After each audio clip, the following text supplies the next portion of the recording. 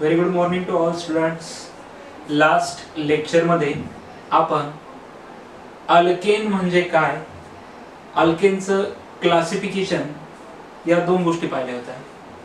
जसं की आपण बघितलं ॲलिफॅटिक, ज्याच्यामध्ये कंटिन्युअस अशा चेन प्रेझेंट असतात त्याला म्हटलं जातं ॲलिफॅटिक.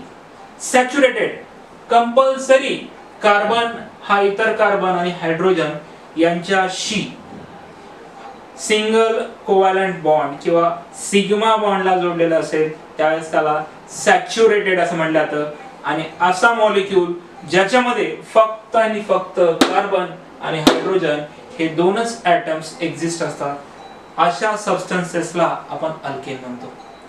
म्हणजे परत एकदा मी रिपीट करतो, aliphatic, saturated, hydrocarbon are called alkanes.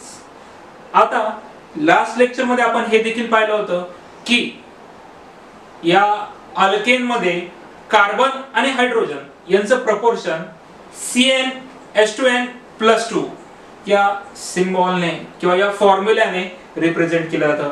याचाच अर्थ की जेवढे कार्बन त्याच्या दुप्पट अधिक 2 हे हायड्रोजन एक्झिस्ट करतील.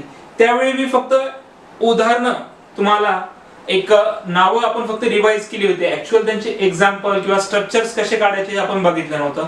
आता आजच्या या लेक्चर मध्ये सुरुवातीला आपण जनरल फॉर्म्युलाचा उपयोग करून मॉलिक्युलर फॉर्म्युला आणि मॉलिक्युलर फॉर्म्युलाचा उपयोग करून स्ट्रक्चरल फॉर्म्युला कसं तयार करायचा ते पाहणार आहोत. बघा, आपण बघितलं की कॉमनली अल्केन साठी जनरल फॉर्म्युला हा फिक्स आहे, CnH2n+2. आता या GF वरनं म्हणजे जनरल फॉर्म्युला वरनं किंवा जनरल फॉर्म्युल्यामध्ये वेगवेगळ्या व्हॅल्यू प्लेस करून आपण MF आणि MF वरून SF म्हणजे स्ट्रक्चरल फॉर्म्युला काढू शकतो. बघा, मोस्टली अप टू 10 स्टँडर्ड प्रत्येक विद्यार्थ्याला हे अपेक्षित आहे की पहिले 10 मेंबर्सची नावं तुम्हाला माहिती असतात. मी कालच सांगितलं होतं, यापूर्वी सांगितलं होतं की 10 नावं अपेक्षित आहे. तरी सुद्धा काही विद्यार्थ्यांना या नावांमध्ये अडचणी भासतात आणि त्यांच्या या अडचणी भासाव्या नाही याच पॉइंट ऑफ व्ह्यूने आपण एक्झॅक्टली जनरल फॉर्म्युल्यावरनं मॉलिक्युलर फॉर्म्युला आणि त्याचाच उपयोग करून आज आपण काही मेंबर्सचा स्ट्रक्चरल फॉर्म्युला काढणार आहोत. तर आपण सुरुवात करूया फर्स्ट मेंबर पासून, ज्यामध्ये n ची व्हॅल्यू काय असते 1. बघा, जनरल फॉर्म्युला मध्ये n = 1 ही व्हॅल्यू प्लेस केल्यानंतर तुम्हाला फॉर्म्युला मिळतो CH4. आता जनरल फॉर्म्युला हा अल्केन साठी फिक्स आणि कॉमन आहे.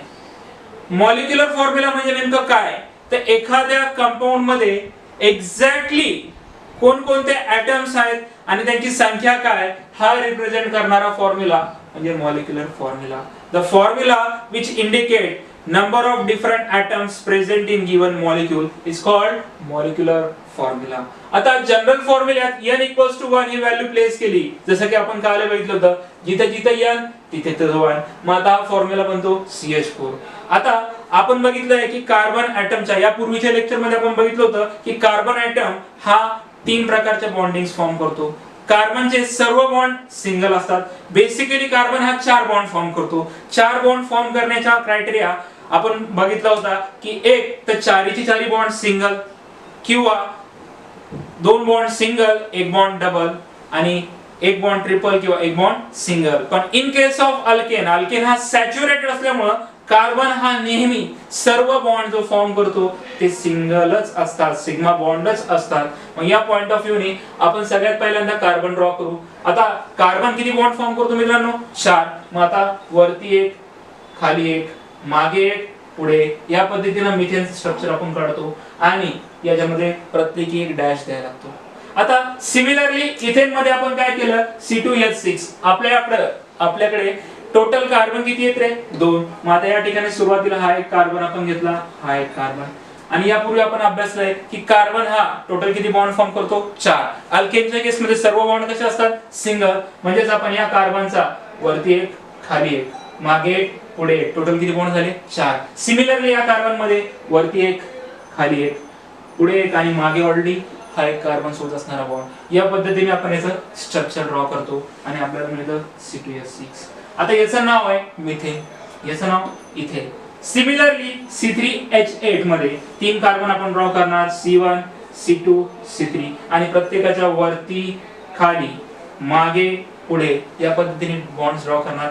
या केस मध्ये अल्केनच्या केस मध्ये फक्त कार्बनच्या पुढे एक बॉन्ड आहे आणि सराउंडिंग जे काही बॉन्ड्स असतील त्यांच्यामध्ये आपण H दाखवतो. या ठिकाणी हे झालं प्रोपेन. सिमिलरली C4H10 ला आपण बघितलं होतं ब्युटेन.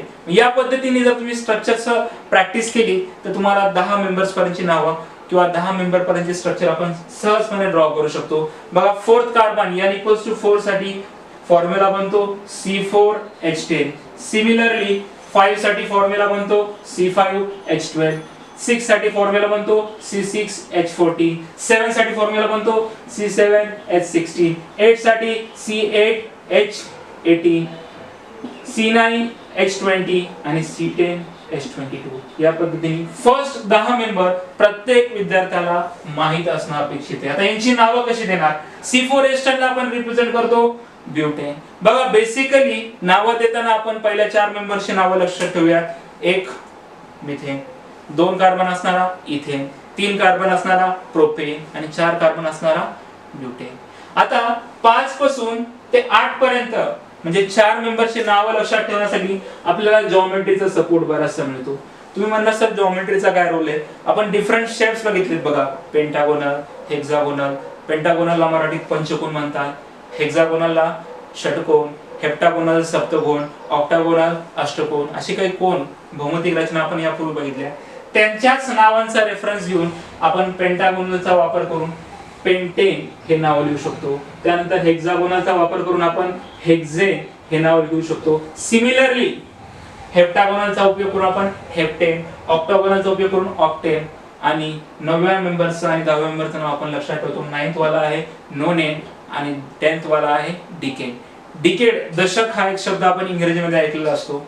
त्या नावावरून त्याच्यामध्ये चेंजेस करून म्हणजे डिकेड हे आपण नाव देतो. अशा पद्धतीनं आज आपण बेसिकली बघितलंय की अल्केनची काही उदाहरणं म्हणजे काय, अल्केनचा जनरल फॉर्म्युला काय असतो, अल्केनच्या जनरल फॉर्म्युलावर मॉलिक्युलर फॉर्म्युला कसा मिळवतात, मॉलिक्युलर फॉर्म्युलावर स्ट्रक्चरल फॉर्म्युला कसा ड्रॉ करतात आणि त्यांची डिफरंट नावं या सेशन मध्ये आपण पाहिलेली आहेत. आता आपण नोमेनक्लेचर ऑफ अल्केन आणि आयसोमेरिझमशी रिलेटेड काही टर्म्स पुन्हा पाहू.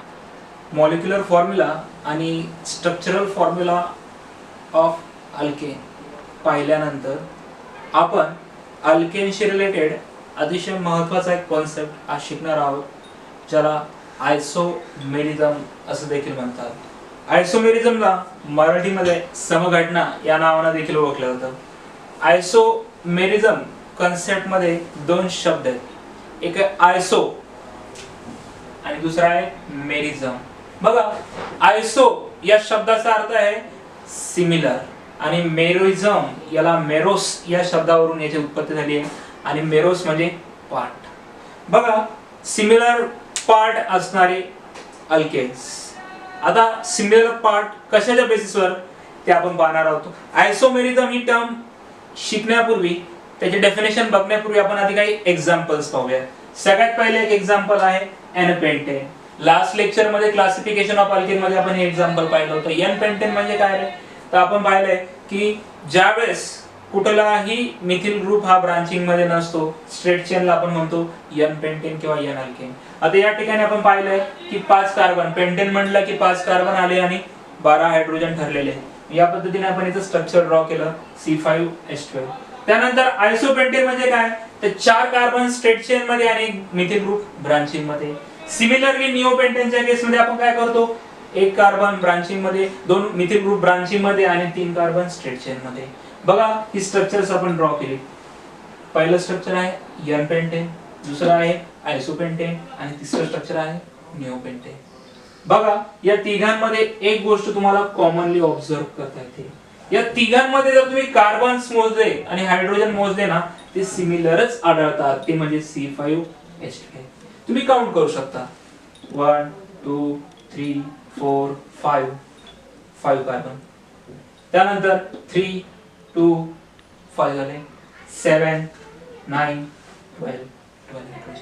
सिमिलरली या ठिकाणी स्ट्रेट चेन मध्ये आपण आधी पाहूयात 1 2 3 4 आणि ब्रांचिंग मध्ये 5 3 3 6 7 9 12 अगेन H12. या एक्झाम्पल मध्ये काउंटिंग केल्यावर सुद्धा C5H12 हाच मॉलिक्युलर फॉर्म्युला तुम्हाला मिळतो. पण एक गोष्ट तुम्ही नोटीस केली असेल ती म्हणजे अशी की N पेंटेनच्या केस मध्ये स्ट्रेट चेन मध्ये 5 कार्बन आहे, ब्रांच चेन मध्ये 0 carbon. In case of isopentane straight chain मध्ये कार्बन आहे 4 आणि ब्रांच चेन मध्ये आहे 1. तर in case of neopentane straight chain मध्ये कार्बन आहे 3 आणि ब्रांच चेन मध्ये आहे 2.